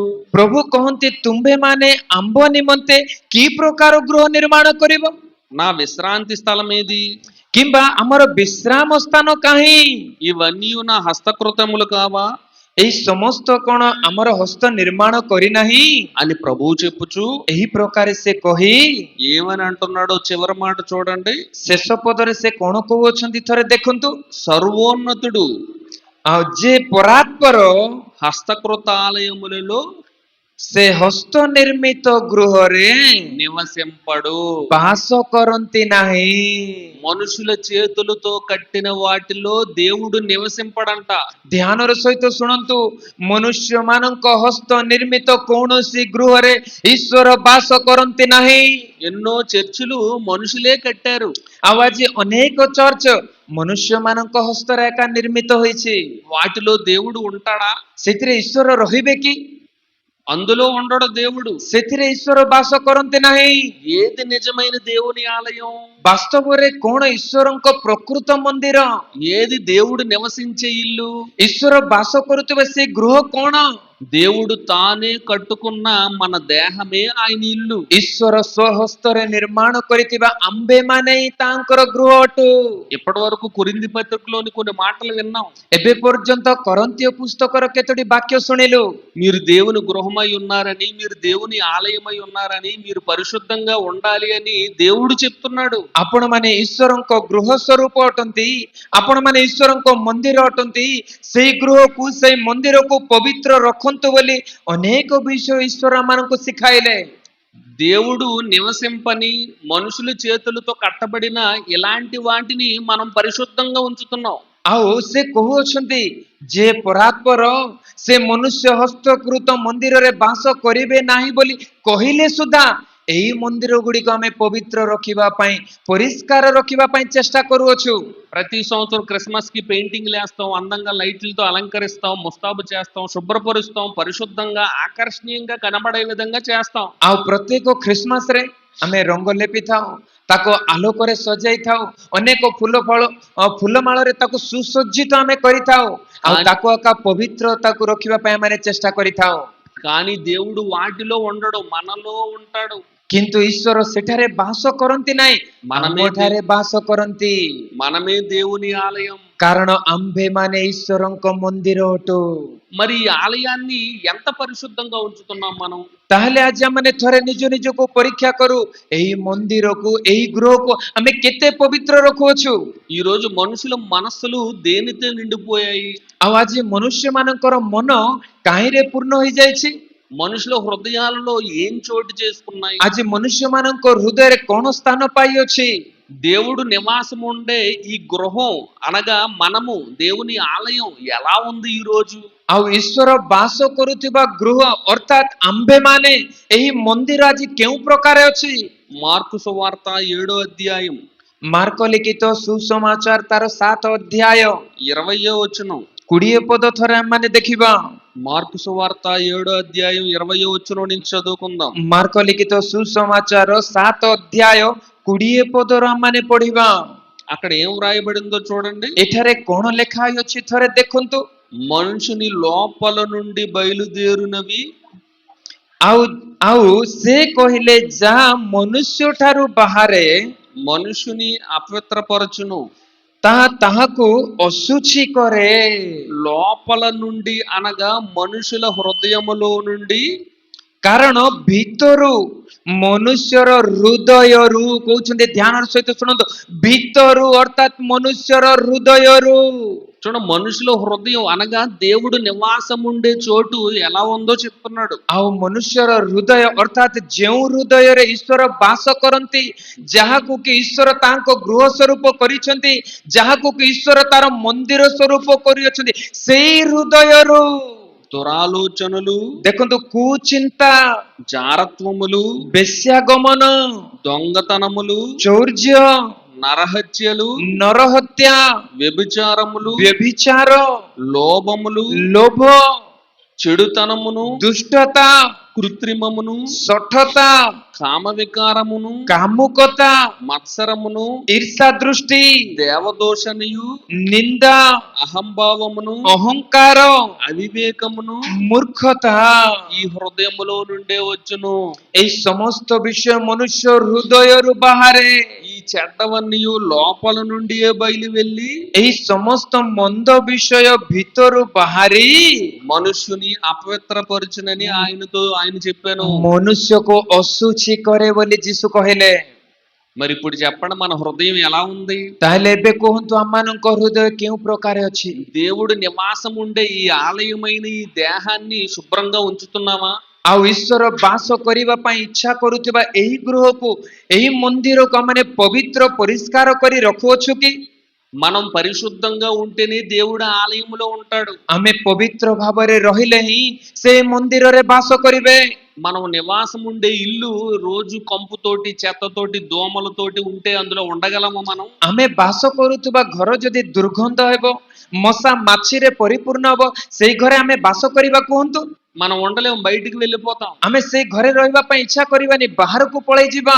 మరి దేవుని ఇల్లైనటువంటి మన దేహము, మన మన మనమంతా దేవుని గృహముగా ఉన్నాం కదా. ତାହେଲେ ଆମ୍ଭେମାନେ ସମସ୍ତେ ଯେ ଈଶ୍ୱରଙ୍କ ଗୃହ, ଆମେ ସମସ୍ତେ ଯେ ଈଶ୍ୱରଙ୍କ ମନ୍ଦିର ହୋଇଅଛୁ। మన హృదయం బాగోకుండా అబద్ధాలు, ద్వేషాలు, తిట్టుకోవడాలు, నోటి నుంచి బూతు మాటలు ఇలాంటివన్నీ వస్తుంటే ఆ గృహం, దేవుని గృహము పరిశుద్ధంగా ఉన్నట్ట, కంపు కొడుతున్నట్ట? ତାହେଲେ ଆମମାନଙ୍କ ହୃଦୟରୁ, ଆମମାନଙ୍କ ମୁଖରୁ ଯଦି ଦୁର୍ଭାଷା ବାହାରୁଛି, ଆମମାନଙ୍କ ମଧ୍ୟରେ ଯଦି ଦୁଷ୍ଟତା ଅଛି, ଆମମାନଙ୍କ ମଧ୍ୟରେ ଯଦି ଈର୍ଷା ଅଛି, ଆମମାନଙ୍କ ମଧ୍ୟରେ ଯଦି ମିଥ୍ୟା ଅଛି, ତାହେଲେ କୁହନ୍ତୁ ଏବେ ଆମମାନଙ୍କ ମଧ୍ୟରେ ବାସ କରୁଥିବା ଈଶ୍ୱରଙ୍କ ଗୃହ ଯେ ତାହା ପବିତ୍ର ଅଛି? ଥରେ ଚିନ୍ତା କରନ୍ତୁ ଆପଣ। దేవుడు ఉండే ఈ దేహమైన ఈ ఆలయాన్ని మనుషులు ఎన్నో విషయాలతో పాడు చేస్తున్నారు. ଆଉ ଈଶ୍ୱରଙ୍କ ମନ୍ଦିର ସ୍ୱରୂପ ଯେ ଏହି ଶରୀର, ଈଶ୍ୱରଙ୍କ ଗୃହ ସ୍ୱରୂପ ଯେ ଏହି ଶରୀର, ମନୁଷ୍ୟମାନେ ଏହି ଶରୀରକୁ ଭିନ୍ନ ଭିନ୍ନ ଭାବରେ ନଷ୍ଟ ଭ୍ରଷ୍ଟ କରୁଅଛନ୍ତି। చాలా మంది ఎన్నో దురలవాట్లు కలిగిన వారుగా ఉంటున్నారు. ଆଉ ଆଜି ସମାଜର ଲୋକମାନେ ଅନେକ ମନ୍ଦ ଅଭ୍ୟାସରେ ପରିପୂର୍ଣ୍ଣ। క్రైస్తవుల్లో కూడా అలాంటి వారు చాలా మంది ఉన్నారు. ଆଉ ଖ୍ରୀଷ୍ଟିଆନ ସମାଜରେ ମଧ୍ୟ ମନ୍ଦ ଅଭ୍ୟାସରେ ପରିପୂର୍ଣ୍ଣ ଲୋକମାନେ ଅଛନ୍ତି। సిగరెట్లు, చుట్టలు కాల్చే వాళ్ళు ఉంటారు. ସିଗାରେଟ ପିକା ପିଇବା ଲୋକମାନେ ମଧ୍ୟ ଅଛନ୍ତି। మద్యాన్ని సేవించేవారు ఉంటారు. ମଦ୍ୟପାନ କରିବା ଲୋକମାନେ ମଧ୍ୟ ଅଛନ୍ତି। వ్యభిచరించేవారు ఉంటారు. ବ୍ୟభిଚାର କରିବା ଲୋକମାନେ ଅଛନ୍ତି। వాటినన్నిటినీ జరిగించడం వలన దేహము పాడైపోతుంది. ଏହି ସମସ୍ତ କାର୍ଯ୍ୟ କରିବା ଦ୍ୱାରା ଏହି ଶରୀର ନଷ୍ଟ ହେଉଅଛି। పొగ తాగడం వల్ల లంగ్స్ అన్ని పాడైపోతాయి. ଧୂମପାନ କରିବା ଦ୍ୱାରା ଫୁସଫୁସ ନଷ୍ଟ ହୋଇଯାଏ। మద్యం తాగడం వల్ల లివర్ చెడిపోతుంది, గుండె దెబ్బతింటుంది. ମଦ୍ୟପାନ କରିବା ଦ୍ୱାରା ହୃତ୍ପିଣ୍ଡ, ଆମମାନଙ୍କର କିଡନୀ ଏଗୁଡିକ ନଷ୍ଟ ହୋଇଯାଏ। వ్యభిచారాల వల్ల ఎయిడ్స్ అనే భయంకరమైన రోగం వస్తుంది. ବ୍ୟଭିଚାର କାର୍ଯ୍ୟ କରିବା ଦ୍ୱାରା ଏଡ୍ସ ନାମକ ଭୟଙ୍କର ରୋଗ ଆସିଥାଏ। ఇలా క్రైస్తవులుగా ఉండి దేవుని ఆలయం మేమని చెప్పుకుంటున్న ఈ మానవ దేహాన్ని ఎన్నిటినో దురలవాట్లతో ఈ దేహాన్ని పాడు చేస్తున్నారు అందరూ. ଆଜି ଖ୍ରୀଷ୍ଟିଆନ ବୋଲି କହି, ବିଶ୍ୱାସୀ ବୋଲି କହି ଅନେକ ମନ୍ଦ ଅଭ୍ୟାସ ଦ୍ୱାରା, ଅନେକ ଖରାପ ଅଭ୍ୟାସ ଦ୍ୱାରା ଈଶ୍ୱରଙ୍କ ଗୃହ ସ୍ୱରୂପ ଯେ ଆମମାନଙ୍କ ଶରୀର, ଈଶ୍ୱରଙ୍କ ମନ୍ଦିର ସ୍ୱରୂପ ଯେ ଆମମାନଙ୍କ ଶରୀର, ଏହାକୁ ନଷ୍ଟ ଭ୍ରଷ୍ଟ କରିଦେଉଛନ୍ତି ଆଜି ଖ୍ରୀଷ୍ଟିଆନ ସମାଜ। మనం అలా చేయకూడదు. దేవుని ఆలయాన్ని పరిశుద్ధంగా ఉంచాలి. ଆମ୍ଭେମାନେ ସେହି ପ୍ରକାର ନ କରୁ। ଈଶ୍ୱରଙ୍କ ମନ୍ଦିର ଯେ ଏହି ଶରୀର, ଈଶ୍ୱରଙ୍କ ଗୃହ ଯେ ଏହି ଶରୀର, ଏହି ଶରୀରକୁ, ଏହି ମନ୍ଦିରକୁ ପବିତ୍ର ଭାବରେ ରଖୁ। ఎందుకంటే ఇది దేవుడు ఉండే చోటు. କାରଣ ଏହା ଈଶ୍ୱରଙ୍କ ବାସସ୍ଥାନ ଅଟେ। ఈ గుడులు, గోపురాలు క్లీన్ చేసి, పెయింటింగ్లు వేసి, చెప్పులు బయట పెట్టడం అది కోరుకోవట్లేదు దేవుడు. ଆଉ ଦେଖନ୍ତୁ, ମନ୍ଦିରକୁ ରଙ୍ଗ ଦେଇକି, ଏହାକୁ ସାଜସଜ୍ଜା କରି, ଚପଲ ବାହାରେ ରଖିକି ଏହି ପବିତ୍ରତା ସେ ଚାହାନ୍ତି ନାହିଁ। దేవునికి ఆలయముగా, గృహంగా ఉంటున్నటువంటి మన దేహాలని మనం పరిశుద్ధంగా ఉంచుకోవాలి. ଈଶ୍ୱରଙ୍କ ମନ୍ଦିର ଗୃହ ଯେ ଏଠାରେ ବସିଥିବା ଆମ୍ଭେମାନେ ସମସ୍ତେ, ବିଶ୍ୱାସୀ ମାନେ ସମସ୍ତେ ତାହାକୁ ପବିତ୍ର ରଖିବା ଦରକାର। మన మనస్సులను, హృదయాలను పరిశుద్ధంగా ఉంచుకుంటేనే దేవుడు ఇందులో ఉండగలడు. ଆମମାନଙ୍କ ହୃଦୟକୁ, ଆମମାନଙ୍କ ମନକୁ ପବିତ୍ର ରଖିଲେ ହିଁ ସେ ଏହି ଶରୀରରେ, ଏହି ହୃଦୟରେ ବାସ କରିବେ। ఈ చెడ్డవాటితో కంపు కొట్టి ఈ దేహాన్ని పాడు చేస్తే దేవుడు మనల్ని పాడు చేస్తానంటున్నాడు. ଯଦି ମନ୍ଦ ଅଭ୍ୟାସ ଦ୍ୱାରା, ଖରାପ ଅଭ୍ୟାସ ଦ୍ୱାରା ଏହି ଶରୀରକୁ ଯଦି ଆମମାନେ ନଷ୍ଟ କରିବା, ସେ କହୁଛନ୍ତି ମୁଁ ମଧ୍ୟ ତୁମମାନଙ୍କୁ ନଷ୍ଟ କରିଦେବି। మొదటి శతాబ్దంలో యేసుక్రీస్తు వారు సొలొమోను గారు కట్టించిన దేవాలయానికి వెళ్తారు. ଆଉ ପ୍ରଥମ ଶତାବ୍ଦୀରେ ଯଦି ଆମମାନେ ଦେଖିବା, ପ୍ରଭୁ ଯୀଶୁଖ୍ରୀଷ୍ଟ ସୋଲୋମନଙ୍କ ଦ୍ୱାରା ନିର୍ମାଣ ହୋଇଥିବା ମନ୍ଦିରକୁ ଯିବେ। ପ୍ରଭୁ ଯୀଶୁ ఆయన దేవాలయంలోనికి వెళ్ళేటప్పటికి అక్కడ ఉన్న పరిస్థితి అంతా ఎలా ఉందో బైబిల్లో ఒకసారి చూద్దాం. ଯେତେବେଳେ ପ୍ରଭୁ ଯୀଶୁଖ୍ରୀଷ୍ଟ ସୋଲୋମନଙ୍କ ଦ୍ୱାରା ନିର୍ମିତ ହୋଇଥିବା ସେ ମନ୍ଦିରକୁ ଗଲେ, ସେତେବେଳକୁ ମନ୍ଦିରର ପରିସ୍ଥିତି କେଉଁ ପ୍ରକାର ଅଛି ଥରେ ବାଇବଲ ମଧ୍ୟରୁ ମାନେ ଦେଖିବା। యోహాను సువార్త 2వ అధ్యాయము ଯୋହନ ଲିଖିତ ସୁସମାଚାର ତାର 2 ଅଧ୍ୟାୟ 13వ వచనం. ଯୋହନ ଲିଖିତ ସୁସମାଚାର 2 ଅଧ୍ୟାୟ 13 ପଦକୁ ଥରେ ଆମେ ଦେଖିବା। యూదుల పస్కా పండుగ సమీపింపగా యేసు యెరూషలేమునకు వెళ్ళి ସେତେବେଳେ ଜିହୁଦୀ ମାନଙ୍କର ନିସ୍ତାର ପର୍ବ ସନ୍ନିକଟ ହୋଇଥିଲା, ଆଉ ଯୀଶୁ ଜେରୁସାଲାମକୁ ଗଲେ। దేవాలయములో ఎడ్లను గొర్రెలను పావురములను అమ్మువారును రోకలు మార్చువారును కూర్చుండుట చూచి ପୁଣି ସେ ମନ୍ଦିରରେ ଗୋରୁ, ମେଣ୍ଢା, କାପ୍ତା ବ୍ୟବସାୟୀ ମାନଙ୍କୁ ଆଉ ମୁଦ୍ରା ବ୍ୟବସାୟୀ ମାନଙ୍କୁ ବସିଥିବାର ଦେଖି దేవుని ఆలయంలో ఏమున్నాయంటే అండి, ଦେଖନ୍ତୁ ଈଶ୍ୱରଙ୍କ ମନ୍ଦିରରେ ଯାହା ସୋଲୋମନ ନିର୍ମାଣ କରିଥିଲେ ସେଇ ମନ୍ଦିରରେ କଣ ଦେଖା ଯାଉଅଛି ଯୀଶୁ ଗଲା ବେଳକୁ? ఎడ్లు గొర్రెలు పావురాలు ఉండడం ఏంటి? ଦେଖନ୍ତୁ ସେଠାରେ ମନ୍ଦିରରେ ଗୋରୁ, ମେଣ୍ଢା, କାପ୍ତା ରହିବାଟା କଣ? అది పరిశుద్ధమైన చోటు కదా। ତାହା ପବିତ୍ର ସ୍ଥାନ ନା। ఇలాంటి వాటిని చూసి యేసుక్రీస్తు వారు ఏం చేశారంటే, ଥରେ ବାଇବଲ ଦେଖନ୍ତୁ ଆପଣ ମାନେ, ଯେତେବେଳେ ଯୀଶୁ ଖ୍ରୀଷ୍ଟ ମନ୍ଦିରକୁ ଯାଇ ଗୋରୁ, ମେଣ୍ଢା, କାପ୍ତା, ମୁଦ୍ରା ବ୍ୟବସାୟୀ ମାନଙ୍କୁ ଦେଖୁଛନ୍ତି, ସେତେବେଳେ ଯୀଶୁ କଣ କଲେ ଜାଣନ୍ତି? త్రాళ్లతో కొరడాలు చేసి ଦଉଡ଼ିରେ ଗୋଟିଏ କୋରଡା ବନାଇ గొర్రెలను ఎడ్లనన్నిటిని దేవాలయములో నుండి తోలివేసి ମେଣ୍ଢା ଓ ଗୋରୁ ସହିତ ସେମାନଙ୍କୁ ମନ୍ଦିରରୁ ବାହାର କରିଦେଲେ। రోకలు మార్చి వారి రోకలు చల్లివేసి ପୁଣି ముద్రా ବ୍ୟବସାୟୀ ମାନଙ୍କ ମୁଦ୍ରା ସବୁ ବିଞ୍ଚି ଦେଇ వారి బల్లలో పడద్రోసి ସେମାନଙ୍କ ମେଜ ଗୁଡ଼ିକୁ ଓଲଟାଇ ପକାଇ పావురములమ్ము వారితో ଆଉ ସେ କାପ୍ତା ବ୍ୟବସାୟୀ ମାନଙ୍କୁ କହିଲେ, వీటిని ఎక్కడి నుంచి తీసుకొని పొండి, ଏଗୁଡାକୁ ଏଠାରୁ ଘେନି ଯାଅ, నా తండ్రి ఇల్లు వ్యాపారపు ఇల్లుగా చేయుకుడని చెప్పెను। ମୋର ପିତାଙ୍କ ଗୃହକୁ ବାଣିଜ୍ୟର ଗୃହ କର ନାହିଁ। యేసుక్రీస్తు వారు ఎంత సాత్వికుడు, ఎంత శాంతమూర్తి। ପ୍ରଭୁ ଯୀଶୁ ଖ୍ରୀଷ୍ଟ କେତେ ନମ୍ର, କେତେ ଶାନ୍ତ ଅଟନ୍ତି। అలాంటి మనస్తత్వం కలిగిన యేసుక్రీస్తు వారికి కోపం వచ్చేసింది దేవాలయములో వాటిని అన్నిటిని చూడగానే। ଦେଖନ୍ତୁ ଏତେ ଶାନ୍ତ, ଏତେ ନମ୍ର ହୋଇଥିବା ପ୍ରଭୁ ଯୀଶୁ ଖ୍ରୀଷ୍ଟ ଯେତେବେଳେ ମନ୍ଦିରକୁ ଯାଇ ଗୋରୁ ଦେଖୁଛନ୍ତି, ମେଣ୍ଢା ଦେଖୁଛନ୍ତି, କାପ୍ତା ଦେଖୁଛନ୍ତି, ମୁଦ୍ରା ବ୍ୟବସାୟୀ ମାନଙ୍କୁ ଦେଖୁଛନ୍ତି, ସେ କ୍ରୋଧାନ୍ୱିତ ହେଇଯାଉଛନ୍ତି, ରାଗି ଯାଉଛନ୍ତି। ଦେଖନ୍ତୁ కరుణామయుడిగా ఉన్నటువంటి యేసుక్రీస్తు వారు తాళ్ళుతో కొరడాలు చేసి మరి కొట్టారంట। ଦେଖନ୍ତୁ କରୁଣାମୟ ହୋଇଥିବା ପ୍ରଭୁ ଯୀଶୁ ଖ୍ରୀଷ୍ଟ ସେ ଦଉଡ଼ି ଦ୍ୱାରା କୋରଡା ବନାଇ ସେ କୋରଡାରେ ପ୍ରହାର କରୁଛନ୍ତି। ଦେଖନ୍ତୁ అక్కడ రోకలన్నీ జల్లేశారట, బల్లలై తోసేశారట, ఎంత కోపపడ్డారు ఆయన। ଆଉ ସେଠାରେ ଥିବା ମୁଦ୍ରା ବିଞ୍ଚି ଦେଲେ, ପୁଣି ସେମାନଙ୍କ ମେଜ ଓଲଟାଇ ପକେଇଲେ, ପୁଣି କେତେ ରାଗିଗଲେ ଦେଖନ୍ତୁ। వాస్తవానికి ఆలోచిస్తే సొలొమోను గారు కట్టిన దేవాలయంలో దేవుడు ఉన్నాడా? ବାସ୍ତବରେ ଥରେ ଚିନ୍ତା କରନ୍ତୁ, ସୋଲୋମନ ନିର୍ମାଣ କରିଥିବା ସେଇ ମନ୍ଦିରରେ ଈଶ୍ୱର ଅଛନ୍ତି କି? లేడు। ସେଠାରେ ଈଶ୍ୱର ନାହାନ୍ତି। అది ఆ నిర్మాణం చేసేటప్పుడే దేవుడు సొలొమోనుతో చెప్పాడు, నేను అందులో ఉండను। ଆଉ ଯେତେବେଳେ ସୋଲୋମନ ତାକୁ ନିର୍ମାଣ କରୁଅଛନ୍ତି, ସେତେବେଳେ ସେ ସୋଲୋମନକୁ କହିଲେ, ତୁମେ ଯେଉଁ ମନ୍ଦିର ନିର୍ମାଣ କରୁଅଛ ସେଠାରେ ମୁଁ ବାସ କରିବି ନାହିଁ। మనుషుల చేతులతో కట్టబడిన వాటిల్లో నేను ఉండను అని దేవుడు చెప్పాడు। ଆଉ ଯେ ପରାତ୍ପର ସେ ମନୁଷ୍ୟ ହସ୍ତକୃତ ମନ୍ଦିରରେ ନିର୍ମାଣରେ ସେ ବାସ କରିବେ ନାହିଁ ବୋଲି ସେ ପୂର୍ବରୁ କହିଅଛନ୍ତି। దేవుడు ఉండని యెరూషలేములో సొలొమోను గారు కట్టించిన దేవాలయములో వ్యాపారం జరుగుతుంటేనే యేసుక్రీస్తు వారు తట్టుకోలేక కోపంతో మండిపడ్డారే। ଆଉ ଦେଖନ୍ତୁ ସୋଲୋମନଙ୍କ ଦ୍ୱାରା ନିର୍ମିତ ସେଇ ମନ୍ଦିରରେ ଯେ ଈଶ୍ୱର ବାସ କରନ୍ତି ନାହିଁ, ସେଠାରେ ମେଣ୍ଢା, ଗୋରୁ, ମୁଦ୍ରା ବ୍ୟବସାୟୀ ମାନଙ୍କୁ ଦେଖି ଯଦି ପ୍ରଭୁ ଯୀଶୁ ଖ୍ରୀଷ୍ଟ ଏତେ କ୍ରୋଧାନ୍ୱିତ ହେଉଛନ୍ତି, ଏତେ ରାଗି ଯାଉଛନ୍ତି, మరి దేవుడు ఉండే నిజమైన ఇల్లు మనం కదా। ତାହେଲେ ଈଶ୍ୱର ବାସ କରୁଥିବା ବାସ୍ତବ ଗୃହ, ବାସ୍ତବ ମନ୍ଦିର ଆମ୍ଭେମାନେ ଅଟୁନା। దీనిని పాడు చేసి వ్యాపార పిల్లుగా మందులతోటి సిగరెట్లతోటి పాడు చేస్తే యేసుక్రీస్తు వారు ఊరుకుంటారా?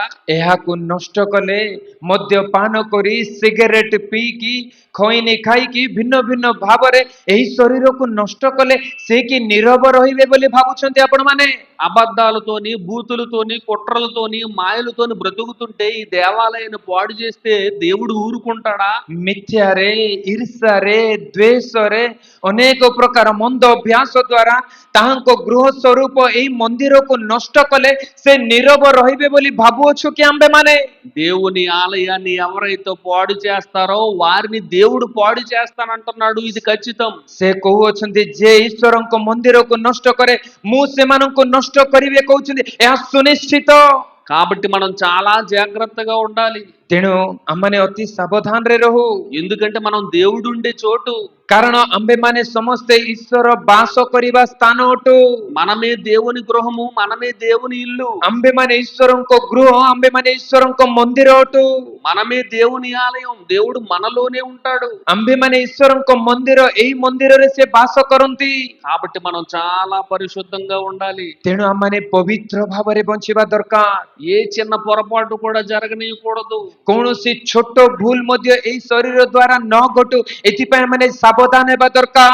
ఈ ఆలయాన్ని పరిశుద్ధంగా ఉంచితేనే దేవుడు ఉండగలడు మనలో.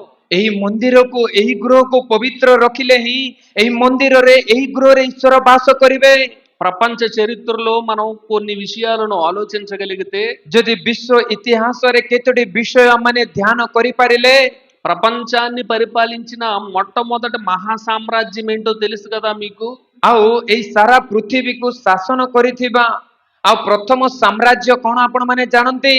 మొత్తం 4 సామ్రాజ్యాలు ఈ ప్రపంచాన్ని అంతటిని పరిపాలించాయి. ଧ୍ୟାନର ସହିତ ଶୁଣନ୍ତୁ, ସାରା ପୃଥିବୀକୁ 4ଟି ସାମ୍ରାଜ୍ୟ ଶାସନ କଲେ।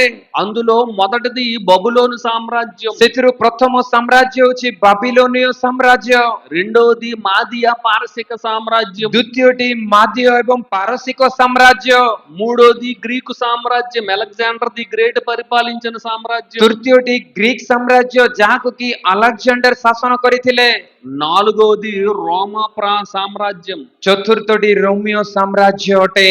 ఇందులో మొదటి సామ్రాజ్యం అయినటువంటి బబులోను సామ్రాజ్యాన్ని పరిపాలించింది ఎవరో తెలుసు కదా మీకు? ଆଉ ଏଥିରୁ ପ୍ରଥମ ସାମ୍ରାଜ୍ୟ ହୋଇଥିବା ବାବିଲୋନ ସାମ୍ରାଜ୍ୟକୁ କିଏ ଶାସନ କରିଥିଲେ ଆପଣ ମାନେ ଜାଣନ୍ତି? నెబుకద్నెజరు. ନବୁକଦ୍ନେସର ନାମକ ଜଣେ ରାଜା ଶାସନ କରିଥିଲେ। ఈ నెబుకద్నెజరు ఏం చేశాడు అని అంటే, ଏହି ନବୁକଦ୍ନେସର କଣ କଲେ ଜାଣନ୍ତି? సొలొమోను గారు కట్టించిన బంగారు దేవాలయం దగ్గరికి ప్రవేశించి, ସୋଲୋମନ ନିର୍ମାଣ କରିଥିବା ସେ ସୁନାର ମନ୍ଦିରକୁ ପ୍ରବେଶ କରି ఆ దేవాలయాన్ని కూల్చేసి, ସେଇ ମନ୍ଦିରକୁ ନଷ୍ଟ କରି అగ్నితో కాల్చేసి, ଅଗ୍ନି ଦ୍ୱାରା ତାକୁ ଜାଳି ପକାଇ దానిపై పొదిగినటువంటి బంగారాన్ని అంతటిని దోచుకొని, ତା ଉପରେ ଥିବା ସମସ୍ତ ସୁନାକୁ ଘେନି ଯାଇ దేవాలయములో దేవుని కోసం ఉపయోగించే పాత్రలు, దోపారితులు అన్నిటినీ పట్టుకొని బబులోను సామ్రాజ్యంలో పెట్టుకున్నాడు. ମନ୍ଦିରରେ ଥିବା ଈଶ୍ୱରଙ୍କ ନିମନ୍ତେ ବ୍ୟବହାର କରୁଥିବା ସମସ୍ତ ଆସବ ପତ୍ରକୁ ସେ ଘେନି ଯାଇ ଆପଣା ସହରରେ ରଖିଲେ। దేవుని కోసం, మందిర సేవ కోసం వాడే పాత్రలన్నీ తెచ్చేసుకున్నాడు ఇంటికి. ଈଶ୍ୱରଙ୍କ ନିମନ୍ତେ, ଈଶ୍ୱରଙ୍କ ସେବା ନିମନ୍ତେ ବ୍ୟବହାର କରାଯାଉଥିବା ସମସ୍ତ ପାତ୍ରକୁ ସେ ଆପଣା ଘରକୁ ଘେନି ଗଲେ। నెబుకద్నెజరు చనిపోయిన తర్వాత అతను కుమారుడు బెల్షస్సరు రాజుగా అయ్యాడు. ଆଉ ନବୁକଦ୍ନେସର ମୃତ୍ୟୁବରଣ କରିବା ପରେ ତାଙ୍କ ପୁତ୍ର ବେଲଶେଜର ସେ ବାବିଲୋନ ସାମ୍ରାଜ୍ୟର ରାଜା ହେଲେ।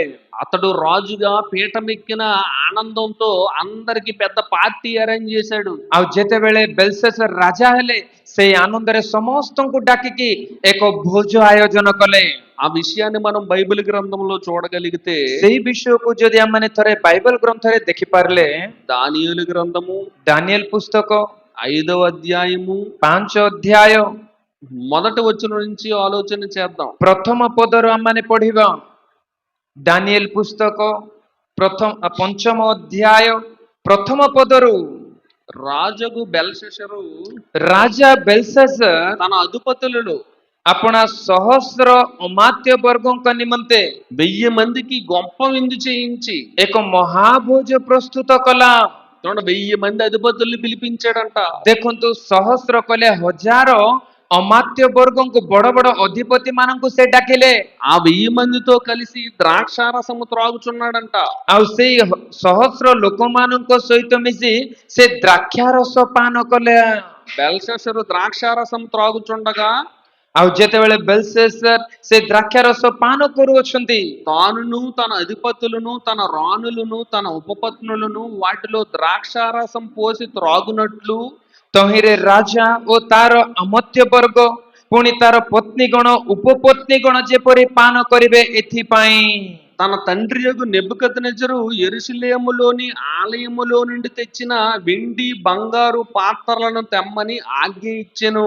ପୁଣି ତାହାର ପିତା ନବୁକଦ୍ନେଶ୍ବର ଜେରୁସାଲେମସ୍ଥ ମନ୍ଦିରରୁ ଯେଉଁ ସକଳ ସୁନା ଓ ରୂପାର ପାତ୍ର ଅପହରଣ କରିଥିଲା ସେହି ପାତ୍ର ଗୁଡିକ ଆଣିବା ପାଇଁ ଆଜ୍ଞା କଲା। చూడండి, యెరూషలేములో దేవుని ఆలయములో ఉపయోగించే పాత్రలు తెచ్చి అందులో ద్రాక్షారసం మద్యం మందు తాగాలని వారు ఆ పాత్రలన్నీ తెప్పించారండి. ଧ୍ୟାନର ସହିତ ଶୁଣନ୍ତୁ, ତାଙ୍କର ପିତା ନବୁକଦ୍ନେଶ୍ବର ଜେରୁସାଲେମ ମନ୍ଦିରରେ ଥିବା ସୁନାର ପାତ୍ର ରୂପାର ପାତ୍ର ଆଣି ଯାହା ଘରେ ରଖିଥିଲେ, ଯେଉଁ ପାତ୍ର ଗୁଡିକ କି ଈଶ୍ୱରଙ୍କ ନିମନ୍ତେ ବ୍ୟବହାର ହେଉଥିଲା, ସେହି ପାତ୍ରରେ ବେଲଶେସର କଣ କଲା ଜାଣନ୍ତି? ମଦ୍ୟପାନ କରିବାକୁ ଆରମ୍ଭ କଲା। ଧ୍ୟାନର ସହିତ ଶୁଣନ୍ତୁ, అందుకు వారు యెరూషలేములోని దేవుని నివాసమగు ఆలయములో నుండి తీసుకున్న సువర్ణోపకరణములను తెచ్చి ఉంచగా రాజును అతని అధిపతులను అతని రాణులను అతని ఉపపత్నులను వాటిలో ద్రాక్షారసం పోసి త్రాగిరి. 3 ପଦ ତହିଁରେ ଜେରୁସାଲେମସ୍ଥ ମନ୍ଦିରରୁ ଅର୍ଥାତ୍ ପରମେଶ୍ୱରଙ୍କ ଗୃହରୁ ଯେଉଁ ସକଳ ସୁବର୍ଣ୍ଣ ପାତ୍ର ଅପହୃତ ହୋଇଥିଲା ତାହା ଲୋକମାନେ ଆଣିଲେ। ପୁଣି ରାଜା, ତାହାର ଅମାତ୍ୟ ବର୍ଗ, ତାହାର ପତ୍ନୀଗଣ ଓ ଉପପତ୍ନୀଗଣ ସେ ସବୁରେ ଦ୍ରାକ୍ଷାରସ ପାନ କଲେ।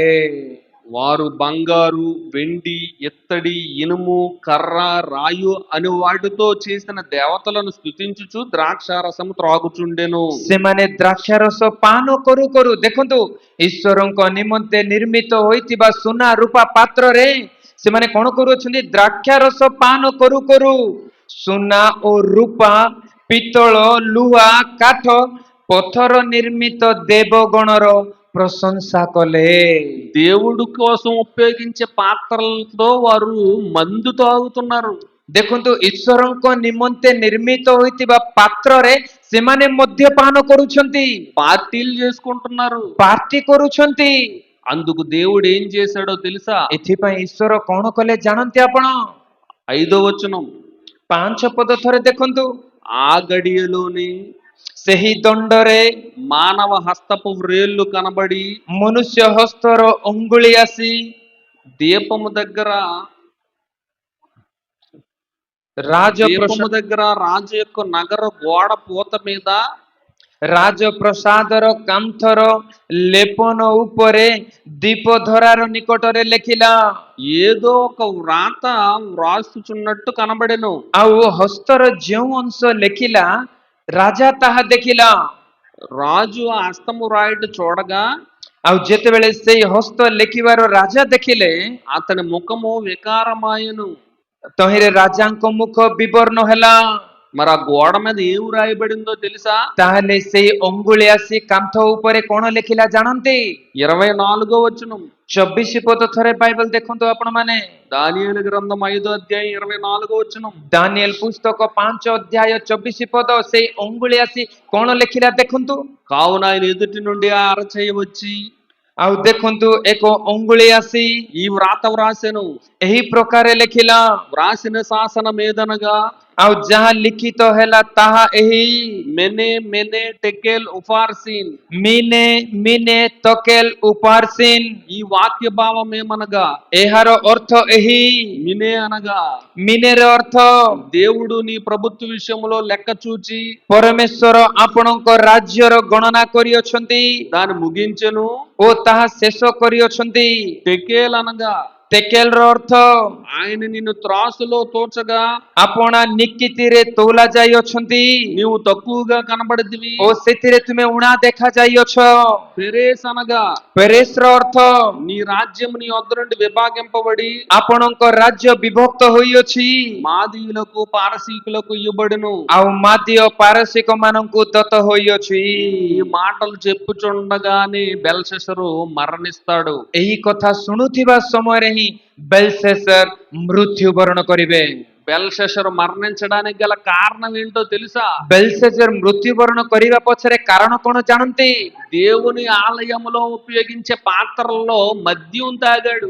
ଈଶ୍ୱରଙ୍କ ମନ୍ଦିରରେ ବ୍ୟବହାର ହେଉଥିବା ସୁନା ରୂପା ପାତ୍ର ଆଣି ସେଥିରେ ସେ ମଦ୍ୟପାନ କଲେ। దేవునికి చాలా కోపం పుట్టించారు. ଈଶ୍ୱରଙ୍କ ମନରେ ବହୁତ କ୍ରୋଧ ଜନ୍ମାଇଲେ। వాస్తవంలోనికి మనం వెళ్ళగలిగితే ବାସ୍ତବ ବିଷୟ ଧ୍ୟାନର ସହିତ ଥରେ ଚିନ୍ତା କଲେ సులోమోను కట్టించిన ఆ దేవుని ఆలయంలో బంగారు ఆలయంలో దేవుడు ఉండడు. ଦେଖନ୍ତୁ ସୋଲୋମନ ନିର୍ମାଣ କରିଥିବା ସେହି ସୁନା ମନ୍ଦିରରେ ଈଶ୍ୱର ବାସ କରୁନାହାନ୍ତି। దేవుడు ఉండని ఆ ఆలయంలో ఎన్ని బంగారు పాత్రలున్నా దేవుడటిన వాడుకోడు. ଦେଖନ୍ତୁ ଈଶ୍ୱର ବାସ କରୁନଥିବା ସେହି ମନ୍ଦିରରେ ଯେତେ ସୁନାର ପାତ୍ର ଯେତେ ରୂପାର ପାତ୍ର ଥିଲେ ମଧ୍ୟ ସେଗୁଡ଼ିକ ସେ ବ୍ୟବହାର କରିବେ ନାହିଁ, କାରଣ ସେ ମନ୍ଦିରରେ ସେ ବାସ କରୁନାହାନ୍ତି। దేవుడు వాడుకొనని పాత్రల్ని ఒకడు మందు పోసి తాగినందుకు దేవుడు అంత కోపగించుకొని అతన్ని చంపేశాడే. ଧ୍ୟାନର ସହିତ ଶୁଣନ୍ତୁ, ଏପଟେ ଧ୍ୟାନର ସହିତ ଶୁଣନ୍ତୁ, ଈଶ୍ୱର ବ୍ୟବହାର କରୁନଥିବା ସୁନା ରୂପା ପାତ୍ରରେ ବେଲଶେସର ନାମକ ରାଜା ମଦ୍ୟପାନ କରିବାରୁ ଯଦି ତାକୁ ସେ ବଧ କଲେ, మరి మనమే నిజమైన దేవుని ఆలయం కదా. ଆମେ ବାସ୍ତବରେ ଈଶ୍ୱରଙ୍କ ମନ୍ଦିର ଅଟୁ ନା? మనము దేవుని సేవకులకు సేవ చేసే ఉపయోగపడే పాత్రలం కదా మనమంతా. ଆମମାନେ ସମସ୍ତେ ଈଶ୍ୱରଙ୍କ ସେବା କରୁଥିବା ପାତ୍ର ସଦୃଶ ଅଟୁ ନା? ఈ పాత్రలతో దేవుని స్వరంతో పాటలు పాడుతుంటాము, ଏହି ପାତ୍ର ଦ୍ୱାରା ଅର୍ଥାତ୍ ସ୍ୱର ଦ୍ୱାରା ଈଶ୍ୱରଙ୍କର ଗୀତ ଆମେ ଗାଉ, ప్రార్థనలు చేస్తూ ఉంటాము, ଆମମାନେ ପ୍ରାର୍ଥନା କରିଥାଉ, వాక్యాన్ని ప్రకటిస్తూ ఉంటాము, ଏହି ସ୍ୱର ଦ୍ୱାରା ଏହି ପାଟିରେ ବାକ୍ୟ ପରିବେଷଣ କରିଥାଉ, వాక్యాన్ని చదువుతూ ఉంటాము, ଏହି ମୁଖ ଦ୍ୱାରା ବାକ୍ୟ ଆମେ ପଢିଥାଉ, వీధులలోకి వెళ్ళి సువార్త ప్రకటిస్తూ ఉంటాము. ଅନେକ ସାହି ସାହିକୁ ଯାଇ ସୁସମାଚାର ପ୍ରଚାର କରିଥାଉ। ఇవన్నీ మనం చేస్తున్నామంటే కారణం ఏంటి? ଏହି ସବୁ ଆମେ କରୁଅଛୁ କହିଲେ ଏହା ପଛର କାରଣ କଣ? మనము దేవుని పాత్రలం. ଆମମାନେ ସମସ୍ତେ ଈଶ୍ୱରଙ୍କ ପାତ୍ର ଅଟୁ। ఈ పాత్రల ద్వారా మనం దేవునికి సేవ చేస్తున్నాం. ଏହି ପାତ୍ର ଦ୍ୱାରା ଆମେ ଈଶ୍ୱରଙ୍କର ସେବା କରୁଅଛୁ।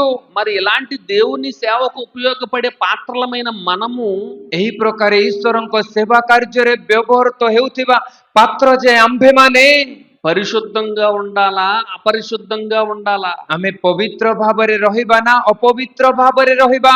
మనం వాడుకునే పాత్రలు ఎంగిలిగా ఉంటే అందులో తినగలమా భోజనం? ଆମେ ବ୍ୟବହାର କରୁଥିବା ପାତ୍ର ଯଦି ଅଇଁଠା ଥିବ, ସେଇ ଅଇଁଠା ପାତ୍ରରେ ଆମେ ଭୋଜନ କରିପାରିବା? నీళ్లు త్రాగే గ్లాసు వాసన వస్తే ఆ నీళ్లు మనం త్రాగగలమా? ପାଣି ପିଇବା ଗ୍ଲାସ ଯଦି ଦୁର୍ଗନ୍ଧ ବାହାରେ, ସେଇ ଗ୍ଲାସରେ ପାଣି ପିଇବା ଆମେ? అన్ని పాత్రలు పరిశుభ్రంగా ఉండాలి, అప్పుడే మనం భోజనం చేయగలం. ସମସ୍ତ ପାତ୍ର ପରିଷ୍କୃତ ଥିଲେ ସେଥିରେ ଭୋଜନ କରିବା, ସେଥିରେ ଆମେ ପାନ କରିବା। ఇది మనకు అర్థమైతే ଏହି ଉଦାହରଣ ଆମେ ବୁଝିପାରିଲେ మనం దేవుని పాత్రలం కదా. ଆମମାନେ ସମସ୍ତେ ଯେ ଏଠାରେ ବସିଅଛୁ ସମସ୍ତେ ଆମେ ଈଶ୍ୱରଙ୍କ ପାତ୍ର ଅଟୁ। మనం పాట పాడితే ఆ పాట ద్వారా దేవుడు మహింపరచబడాలి అని అంటే ଆମେ ଗୀତ ଗାଇବା ଦ୍ୱାରା, ସେଇ ଗୀତ ଦ୍ୱାରା ଯଦି ଈଶ୍ୱର ପ୍ରଶଂସିତ ହେବାର ଅଛି, మన గొంతు బాగుంటే సరిపోదు, మన హృదయం కూడా బాగోవాలి. କେବଳ ଆମର ସ୍ୱର ଭଲ ଥିଲେ ତା ଈଶ୍ୱରଙ୍କୁ ପ୍ରଶଂସା କରିବ ନାହିଁ। లోన హృదయం దురాలోచనలతోటి కుళ్ళుతోటి నిండిపోయి మంచి స్వరంతో పాట పాడితే ఆ పాట దేవుడు అంగీకరించడు. ଧ୍ୟାନର ସହିତ ଶୁଣନ୍ତୁ, ଯଦି ଆମେ ସୁନ୍ଦର କଣ୍ଠରେ ସୁନ୍ଦର ସ୍ୱରରେ ଯଦି ଆମେ ଗୀତ ଗାଇବା, ଆମେ ତାଙ୍କର ପ୍ରଶଂସା କରିବା, ସେଇ ଗୀତ ସେଇ ପ୍ରଶଂସା ସେ ଗ୍ରହଣ କରିବେ ନାହିଁ। ଯଦି ଆମମାନଙ୍କ ହୃଦୟ ଈର୍ଷାରେ ଦ୍ୱେଷରେ କ୍ରୋଧରେ ପରିପୂର୍ଣ୍ଣ ଅଛି, ତାହେଲେ ଆପଣ କେତେ ସୁନ୍ଦର ସ୍ୱରରେ ଗୀତ ଗାଆନ୍ତୁ ନା କାହିଁକି, ମଧୁର କୋଇଲି ସ୍ୱରରେ ଗାଆନ୍ତୁ ନା କାହିଁକି, ଆପଣଙ୍କର ଗୀତ ଆପଣଙ୍କର ଉପାସନା ପରମେଶ୍ୱର ଗ୍ରହଣ କରିବେ ନାହିଁ ଯଦି ଆପଣଙ୍କ ହୃଦୟ ପବିତ୍ର ନାହିଁ।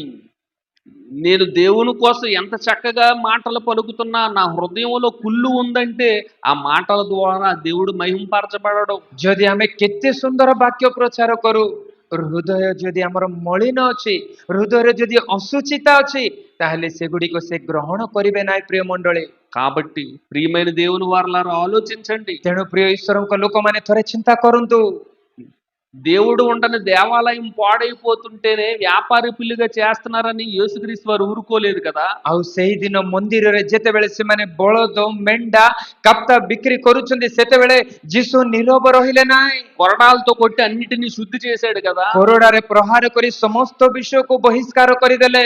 అది నిజమైన దేవాలయం కాదు, ବାସ୍ତବରେ ସେଇଟା ସତ୍ୟ ଈଶ୍ୱରଙ୍କ ମନ୍ଦିର ନୁହେଁ, అందులో దేవుడు ఉండడు. ସେଥିରେ ଈଶ୍ୱର ବାସ କରନ୍ତି ନାହିଁ। అయినా యేసుక్రీస్తు ఊరుకోలేదు. ତଥାପି ଯୀଶୁ ଖ୍ରୀଷ୍ଟ ସେଇ ମନ୍ଦିରର ଅବସ୍ଥାକୁ ପରିସ୍ଥିତିକୁ ଦେଖି ନୀରବ ରହିଲେ ନାହିଁ। కానీ మనము నిజమైన దేవాలయం. କିନ୍ତୁ ଏଠାରେ ଏଇ ସୁନ୍ଦର ଶରୀର ଧାରଣ କରିଥିବା ଆମେ ସମସ୍ତେ ଈଶ୍ୱରଙ୍କ ମନ୍ଦିର ଅଟୁ। మనము దేవుని గృహం. ଆମମାନେ ସମସ୍ତେ ଈଶ୍ୱରଙ୍କ ଗୃହ ଅଟୁ।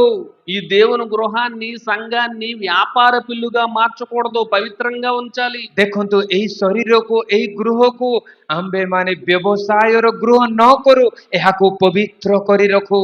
దేవుడు దేవాలయంలో ఉన్నటువంటి ఆ పాత్రలు దేవుడు వాడలేదు, అయినా బెల్షస్సరు తెచ్చి తాగుతున్నాడని చెప్పి దేవుడు కోపపడ్డాడు.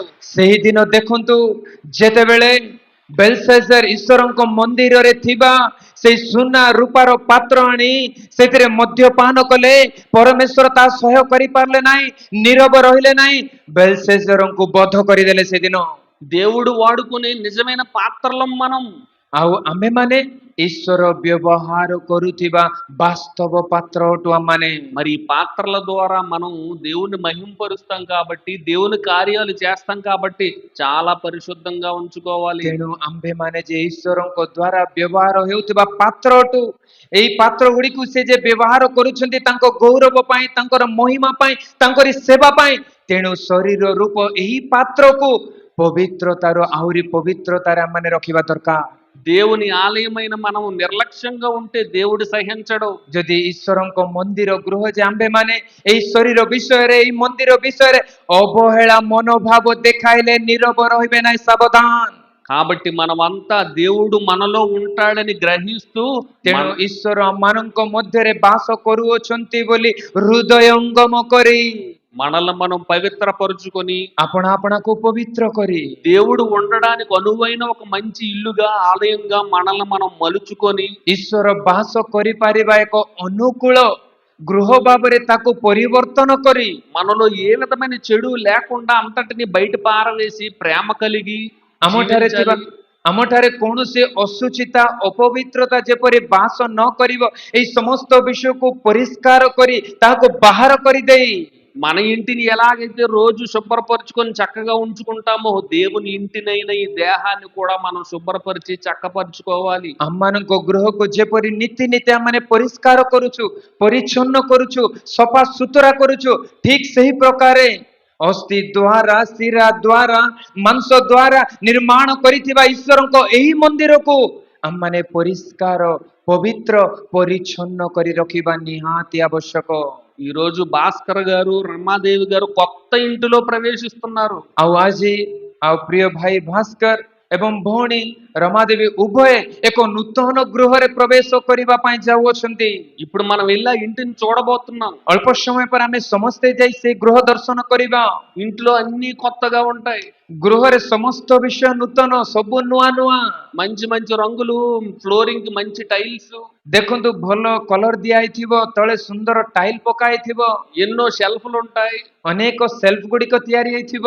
కిచెన్ అని, బెడ్రూమ్ అని, హాల్ అని, ఎన్నో డైనింగ్ హాల్ అని ఎన్నో సిద్ధపరచుకుంటాం. ଦେଖ- బాత్రూమ్ అని. ଦେଖନ୍ତୁ ବେଡରୁମ ବୋଲି, କିଚେନ ରୁମ ବୋଲି, ଆମମାନଙ୍କର ଡାଇନିଂ ରୁମ ବୋଲି ଘରେ ଅନେକ ରୁମ ତିଆରି କରିଥାଉ। వారి కోడలికి ఎన్నో మంచి గిఫ్ట్లు కూడా తీసుకొచ్చారు. ଆଉ ତାଙ୍କୁ ଦେବା ପାଇଁ ଅନେକ ଗିଫ୍ଟ ମଧ୍ୟ ଆପଣ ମାନେ ଆଣି ଅଛନ୍ତି। మనం ఇంటిలోకి వెళ్ళగానే మనకు ఆనందంగా, ఆహ్లాదకరంగా అనిపిస్తుంది. ଆଉ ଯେତେବେଳେ ସେ ନୂଆ ଘରେ ପାଦ ଦେବା, ସେତେବେଳେ ଆମମାନଙ୍କୁ ବହୁତ ଆନନ୍ଦ ଲାଗିବ ଆମମାନଙ୍କୁ, ఎందుకంటే అది కొత్త ఇల్లు కాబట్టి. କାରଣ ସେଇଟା ନୂଆ ଘର।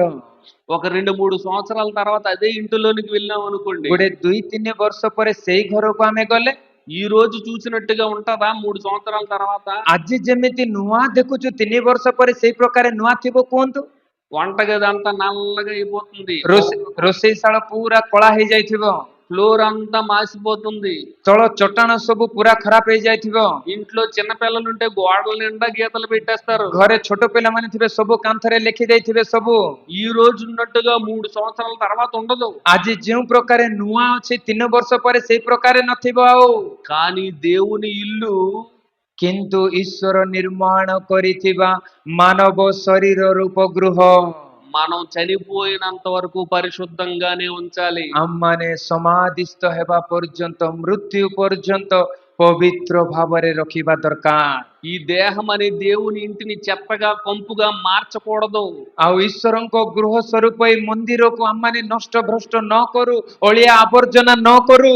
మనం మరణించినంత వరకు దేవుడు మనలో ఉంటాడు కాబట్టి ఈ ఆలయాన్ని ఎల్లప్పుడూ పరిశుద్ధంగా ఉంచుతూనే ఉండాలి. ଆମେ ମୃତ୍ୟୁବରଣ କରିବା ପର୍ଯ୍ୟନ୍ତ ଏଇ ଶରୀରରେ ଯେ ଈଶ୍ୱର ବାସ କରିବେ, ତେଣୁ ସେଇ ଶେଷ ଦିନ ପର୍ଯ୍ୟନ୍ତ, ସେଇ ଶେଷ ନିଶ୍ୱାସ ପର୍ଯ୍ୟନ୍ତ ଏଇ ଶରୀର ରୂପ ମନ୍ଦିରକୁ ପବିତ୍ର କରି ରଖିବା ଦରକାର। కాబట్టి మనలో ఉన్నటువంటి చెడంతా బయటికి తీసేయాలి. ତେଣୁ ଆସନ୍ତୁ ଆମଠାରେ ଥିବା ସମସ୍ତ ଅଶୁଚିତାକୁ, ଅପବିତ୍ରତାକୁ ଆଜି ବାହାର କରିଦେଉ। మనలో ఉన్నటువంటి చెడు అలవాట్లన్నిటిని బయటికి తీసేయాలి. ସମସ୍ତ ଦୁଷ୍ଟ ଚିନ୍ତାଧାରାକୁ ଆଜି ହିଁ ଆମମାନେ ବାହାର କରିଦେଉ। తినే తిండి విషయంలో జాగ్రత్త కలిగి ఉండాలి. ଆମେ ଖାଉଥିବା ଖାଦ୍ୟ ବିଷୟରେ ସାବଧାନ ହେଉ। ఎక్కువగా తినేసాం అనుకోండి, పేట పెరిగిపోయి నానా రకాల రోగాలకు దేహం నిలయంగా మారిపోద్ది. ଅଧିକ ଯଦି ଖାଦ୍ୟ ପଦାର୍ଥ ଭୋଜନ କରିବା, ଶରୀର ମୋଟାରୋଟା ହୋଇ ଅନେକ ରୋଗର ଆଶ୍ରୟସ୍ଥଳୀ ହେଇଯିବ। మనం దేవునికి ఉపయోగపడే పాత్రలం కాబట్టి ఎప్పుడూ ఉపయోగకరంగా ఉండాలి. ଆମେ ଈଶ୍ୱରଙ୍କୁ ବ୍ୟବହାର ହେଉଥିବା ପାତ୍ର, ତେଣୁ ସଦାବେଳେ ଆମେ ଯେପରି ତାହାଙ୍କର କାର୍ଯ୍ୟରେ ଲାଗିପାରିବା, ସେଇ ପ୍ରକାରେ ଏଇ ଶରୀର ରୂପ ମନ୍ଦିରକୁ ରଖିବା ଦରକାର। ఎక్కువగా తినేసి లావు అయిపోయి సువార్తకు వెళ్దాం పదంటే నేను నడలేను అని అంటారు చాలా మంది. ଅଧିକ ଖାଇ ଯଦି ମୋଟାରୋଟା ହେଇଯିବା, ଆସ ସୁସମାଚାରକୁ ଯିବା ବୋଲି କହିଲେ, ମୁଁ ଚାଲି ପାରିବିନି ଆଜ୍ଞା ଏତେ ଦୂର। చాలా మంది తిండి తినడం మానేసి సన్నగా అయిపోయి నాకు నీరసంగా ఉంది, కళ్ళు తిరిగేస్తున్నాయి, నేను దేవుడి పనికి రాలేను అంటుంటారు. ଆଉ କେତେକ ଲୋକ ଅଳ୍ପ ଖାଇକି ସେମାନେ ଯଦି ଦୁର୍ବଳ ହେଇଯିବେ, ସେମାନଙ୍କୁ ଡାକିବା, ଆସ ସେବାକୁ ଯିବା କହିଲେ, ମତେ ଦୁର୍ବଳ ଲାଗୁଛି, ମୋର ମୁହଁ ବୁଲଉଛି, ମୁଁ ଯାଇପାରିବିନି ବୋଲି ସେମାନେ କୁହନ୍ତି। మనం దేవుని ఆలయం, దేవుని పాత్రలు కాబట్టి దేవుడు వాడుకునే విధంగా మన దేహాన్ని మలుచుకోవాలి. ଆମ୍ଭେମାନେ ଯେ ଈଶ୍ୱରଙ୍କ ମନ୍ଦିର ଅଟୁ, ଆମ୍ଭେମାନେ ଯେ ଈଶ୍ୱର ବ୍ୟବହାର କରୁଥିବା ପାତ୍ର ଅଟୁ, ଆମ ଶରୀରକୁ ସେହି ପ୍ରକାର ଆମମାନେ ବଦଳାଇବା ଦରକାର। మంచి ఆహారాన్ని తీసుకొని మంచి నీరు త్రాగుతూ ఎప్పుడు ఎక్సర్సైజ్ చేస్తూ శరీరాన్ని ఫిట్ గా ఉంచుకోవాలి. ଆଉ ଉତ୍ତମ ଆହାର ଭୋଜନ କରି, ଉତ୍ତମ ଜଳ ପାନ କରି, ସଦାସର୍ବଦା ଶରୀରକୁ ସୁସ୍ଥ ସବଳ ରଖି ତାଙ୍କ ସେବାରେ ବ୍ୟବହାର ଯୋଗ୍ୟ ତୁଲ୍ୟ ଆମେ କରିବା ଦରକାର। ఎందుకంటే మనం దేవునికి ఉపయోగపడే దేవుని సేవ చేసే పాత్రలం మనం అంతా. କାରଣ ଆମମାନେ ସମସ୍ତେ ଈଶ୍ୱରଙ୍କ ନିମନ୍ତେ ବ୍ୟବହାର ହେଉଥିବା, ଈଶ୍ୱରଙ୍କ ସେବାରେ ଆମେ ସମସ୍ତେ ଜଣେ ଜଣେ ପାତ୍ର ଅଟୁ। ఈ పాత్రలో బెల్షసర్ లాగా మందు పోయకూడదు. ଏହି ପାତ୍ରରେ ବେଲସେଜର ଯେଉଁ ପ୍ରକାର ମଦ୍ୟପାନ କଲେ, ଏହି ପାତ୍ରରେ ଆମମାନେ ମଦ୍ୟପାନ ନ କରୁ। ఈ పాత్రల్లో గంజాయి సిగరెట్ వంటివి తాగకూడదు. ଏହି ପାତ୍ର ଦ୍ୱାରା ଗଞ୍ଜେଇ, ସିଗାରେଟ ନାମକ ସେହି ସମସ୍ତ ନିଶା ପଦାର୍ଥ ଗ୍ରହଣ ନ କରୁ। మత్తు పదార్థాలను సేవించకూడదు. କୌଣସି ନିଶାସକ୍ତ ପଦାର୍ଥ ଆମମାନେ ନ ଖାଉ। అలా చేస్తే ఈ దేవుని ఆలయము దేహము పాడైపోతుంది, దేవునికి ఉపయోగపడలేం. ଏହି ପ୍ରକାର କଲେ ଈଶ୍ୱରଙ୍କ ମନ୍ଦିର, ଈଶ୍ୱରଙ୍କ ଗୃହ ନଷ୍ଟ ହୋଇଯିବ, ଈଶ୍ୱରଙ୍କ ନିମନ୍ତେ ଆମେ ବ୍ୟବହାର ଯୋଗ୍ୟ ହୋଇପାରିବା ନାହିଁ। కాబట్టి మన ఆలయాన్ని ఎల్లప్పుడూ పరిశుద్ధంగా ఉంచుతూ దేవునికి మహిమకరంగా బ్రతకాలి. ତେଣୁ ଆମମାନଙ୍କ ମନ୍ଦିରକୁ ପବିତ୍ର ରଖି ସଦା ସର୍ବଦା ଈଶ୍ୱରଙ୍କର ମହିମା ନିମନ୍ତେ ଆମମାନେ ବଞ୍ଚିବାର ଆବଶ୍ୟକତା ରହିଅଛି। ఇలాంటి పరిశుద్ధమైన జీవితాన్ని దేవునికి ఆలయంగా మలిచి బ్రతకాలని మిమ్మల్ని అందరినీ కోరుకుంటున్నాను. ଆଉ ଆପଣମାନେ ସମସ୍ତେ ଯେ ଆପଣମାନଙ୍କ ଶରୀରକୁ ଈଶ୍ୱରଙ୍କ ଗୃହ ସ୍ୱରୂପ ଏଇ ମନ୍ଦିରକୁ ସଦା ସର୍ବଦା ପବିତ୍ର ରଖି ଈଶ୍ୱରଙ୍କ ନିମନ୍ତେ ବ୍ୟବହାର ଯୋଗ୍ୟ ଏକ ପାତ୍ର ତୁଲ୍ୟ ରୁହନ୍ତୁ ବୋଲି ପ୍ରଭୁଙ୍କ ନାମରେ ମୁଁ ଆପଣମାନଙ୍କୁ ଅନୁରୋଧ କରୁଅଛି। ఎప్పటి వరకు శ్రద్ధగా చెప్పబడిన మాటలు విన్నారు, మీ అందరికీ వందనాలు. ଏବେ ପର୍ଯ୍ୟନ୍ତ ଆଗ୍ରହର ସହିତ ଆପଣମାନେ ବାକ୍ୟ ଶୁଣିଲେ, ଆପଣମାନଙ୍କୁ ବହୁତ ସାଧୁବାଦ ଜଣାଏ। మాటలు విని చెవులో పడినవన్నీ మర్చిపోవడానికి కుదరదు. କେବଳ ଶୁଣିଥିବା ବାକ୍ୟ ଏଇ କାନରେ ଶୁଣି ଏଇ କାନରେ ଛାଡି ଦେଇକି ପାଶରେ ଯିବା ପାଇଁ ନୁହେଁ। చెప్పబడిన మాటలు జీవితాంతం జ్ఞాపకం పెట్టుకొని ఈ దేహం విషయం దేవుని ఆలయం అని ఇల్లని మనం ఎప్పుడు బుర్రలో జ్ఞాపకం పెట్టుకోవాలి. ଶୁଣା ଯାଇଥିବା ବାକ୍ୟ ହୃଦୟରେ ସଞ୍ଚୟ କରି ଆଜି ଆମେ ଦେଖୁଥିବା ଆମମାନଙ୍କର ଏଇ ଶରୀର ଈଶ୍ୱରଙ୍କ ଗୃହ, ଈଶ୍ୱରଙ୍କ ମନ୍ଦିର ବୋଲି ସଦା ସର୍ବଦା ମୃତ୍ୟୁ ପର୍ଯ୍ୟନ୍ତ ସ୍ମରଣରେ ରଖି ବଞ୍ଚିବା ନିତାନ୍ତ ଆବଶ୍ୟକ। దేవుడు నివాసం ఉండే ఈ ఆలయాన్ని ఎల్లప్పుడూ పరిశుద్ధంగా ఉండాలని మిమ్మల్ని అందరినీ కోరుతూ నా మాటలు ముగిస్తున్నాను. అందరికీ వందనాలు. ଈଶ୍ୱର ବାସ କରୁଥିବା ଏହି ମନ୍ଦିର, ଏହି ଶରୀର ଯେ ତାହାଙ୍କ ଗୃହ ଅଟେ, ତେଣୁ ଏହି ମନ୍ଦିର ରୂପ ଗୃହକୁ, ଈଶ୍ୱରଙ୍କ ଗୃହ ସ୍ୱରୂପ ଏହି ଶରୀରକୁ ଶେଷ ସନ୍ଧ୍ୟା ପର୍ଯ୍ୟନ୍ତ ପବିତ୍ର ରୂପେ ରଖିବେ ବୋଲି ମୁଁ ଅନୁରୋଧ କରି ମୋର ବାକ୍ୟ ସମାପ୍ତ କରୁଅଛି। ସମସ୍ତଙ୍କୁ ଅଶେଷ ନମସ୍କାର।